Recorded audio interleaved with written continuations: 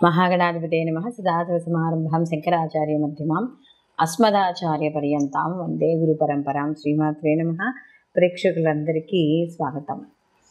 మాస ఫలితాలు 2024 సంవత్సరానికి సంబంధించి మనం ఏప్రిల్ నెల మాస ఫలితాలు తెలుసుకుందాం. అయితే మనకి ఈ నవగ్రహ సంచారాలను అనుసరించి ద్వాదశ రాశుల వారికి అసలు వీళ్ళకి శుభాశుభ ఫలితాలు ఏ విధంగా ఉంటాయనే విషయాన్ని తెలుసుకోబోయే ముందర అసలు ముందుగా ఈ మాసంలో చూసుకుంటే గ్రహస్థితి ఎలా ఉంది అని చూసుకుంటే మేషరాశిలో గురువు యొక్క సంచారము, అలాగే గురువుతో పాటు బుధుడి యొక్క సంచారం. బుధుడు వక్రీకరించి ఈయన అంటే మీనం వైపుకి ప్రయాణం చేయడం అనేది జరుగుతోంది.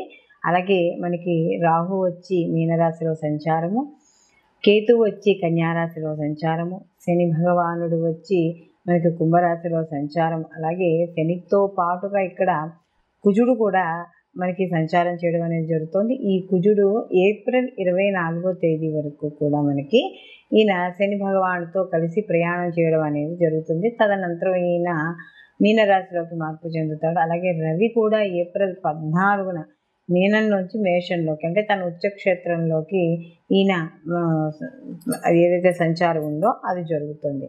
అలాగే శుక్రుడు కూడా ఇప్పటి వరకు ఆయన ఉచ్చస్థితిలో ఉన్న ఆయన కూడా ఏప్రిల్ 25వ తారీఖున మీనంలోంచి మేషంలోకి సంచారం చేయడం అనేది జరుగుతోంది.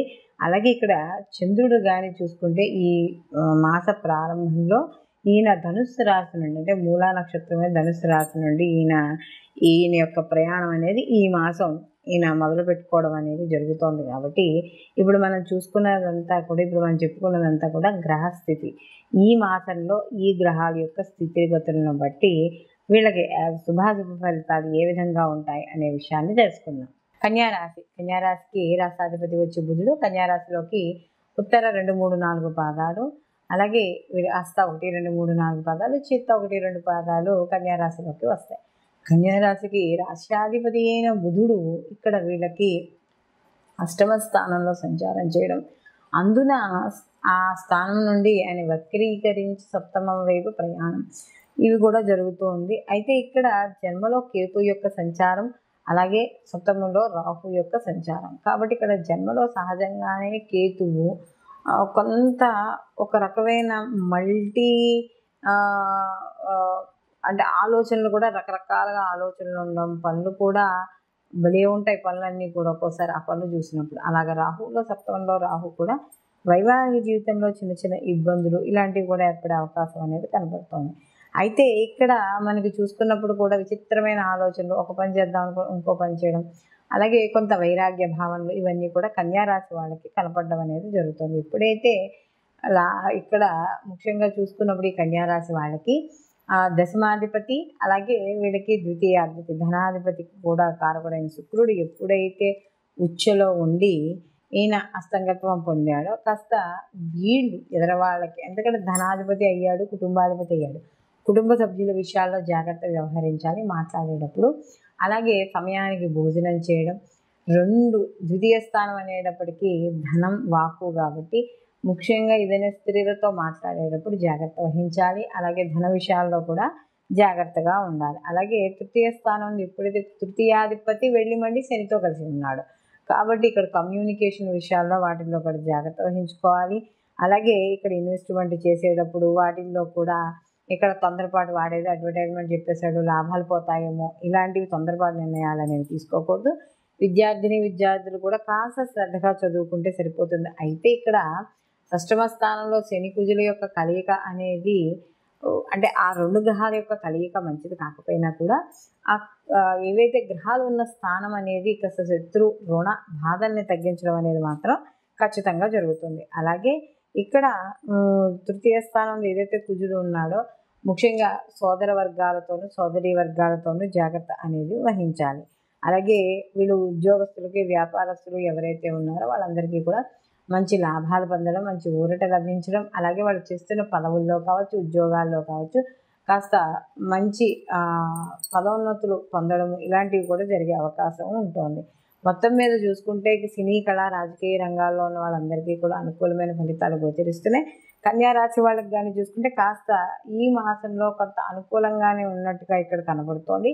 అయితే ముఖ్యంగా ఇక్కడ ఎవరైనా డబ్బులు ఇవ్వడం లేదా మీరు ఏదైనా అవసరం కొద్దియో లేకపోతే అవసరం లేకపోయినా కూడా అదేదో కొనుక్కోవాలనే ఉద్దేశంతో అప్పు చేసి మరి కొనుక్కోవడం ఇలాంటివి ఏమైనా వచ్చేస్తూ ఉంటే మాత్రం అలాంటి విషయాల్లో జాగ్రత్త వహించండి. వీళ్ళు ప్రతిరోజు కూడా దుర్గా కవచాన్ని పారాయణ చేస్తూ ఉండడం, లక్ష్మీ గణపతి ఆరాధన చేస్తూ ఉండడం, అలాగే ప్రతిరోజు కూడా ఆంజనేయ స్వామి దండకాన్ని చదువుకోవడం ద్వారా మరిన్ని మంచి ఫలితాలు పొందడం అనేది జరుగుతుంది. అయితే మనం ఇప్పుడు ఏ రాశికి ఆ రాశికి సంబంధించిన ఫలితాలు అనేవి చెప్పుకుంటున్నాం. మనం ప్రతిసారి చెప్పుకున్నదే ఈ గోచార ఫలితాలతో పాటుగా జన్మజాతక ఫలితాలు కూడా ఎప్పుడు పరిశీలనలోకి తీసుకోవాలి అని. కారణం దేనికంటే ఒక్కోసారి గోచారంలో అంటే మన జన్మజాతకంలో ఉన్న గ్రహస్థితిలే మనకి గోచారంలో కూడా కనపడడం అనేది జరుగుతూ ఉంటుంది. అప్పుడు వాటి యొక్క తీవ్రత అంటే శుభగ్రహాల కానీ యొక్క కలయిక అయితే ఒక రకంగా ఉంటుంది వాడి స్థితిగతులను బట్టి. అలాగే ఆ యొక్క కలయిక అనేది ఏవైతే గ్రహాలు ఉన్న కలయిక కానీ ఏవైనా శత్రుగ్రహాలు అయ్యి ఉంటే అదే స్థితిని పొందుంటే వాటి నుంచి వచ్చే ఫలితాలు వేరేగా ఉంటాయి. కాబట్టి ఈ శుభాశుభ ఫలితాలు ఏవైతే ఉన్నాయో వాటిని చూసుకోవాలనుకున్నప్పుడు కంపల్సరీగా ఈ గోచార ఫలితాలతో పాటుగా జన్మజాతక ఫలితాలు కూడా తెలుసుకోవాలి. తద్వారా వాటికి కావాల్సినవి ఏవైనా పరిహారాలు ఏమైనా ఉంటే అవి చేసుకుని మనం ముందుకు వెళ్ళడం ద్వారా మన పనిలో సక్సెస్ అవుతాం. అయితే ఇక్కడ ఈ ప్రత్యేకంగా ఇప్పుడు మాత్రం మనం చూస్తున్నప్పుడు ఎలా ఉంటుందంటే కొన్ని గ్రహాలు కంబస్ట్ అయి ఉంటాయి, అంటే కలిసి ఉంటాయి. ఈ కలిసి ఉండడం వల్ల ఏమవుతుంది అంటే గోచార ఫలితాల్లో ఒక్కోసారి తీవ్రమైన మార్పులు రావడం అనేది జరుగుతుంది. ఎలా అని కానీ చూసుకున్నప్పుడు ఏవైనా కొన్ని పాపగ్రహాలు అంటే లేదా శత్రుగ్రహాలు 2 గ్రహాలు కలిసినప్పుడు 2 లేక అంతకంటే ఎక్కువ గ్రహాలు అవి కలిసి ఒక రాశిలో ఉన్నప్పుడు ఆ రాశి నుండి అంటే వాళ్ళకి మొత్తం 12 రాశుల వారికి కూడా వాళ్ళ జన్మరాశి నుండి ఆ గ్రహాలు ఉండే స్థితిని బట్టి వాళ్ళకి మంచి చెడు సంబంధించి శుభ అశుభ ఫలితాలు పొందడం అనేది జరుగుతుంది.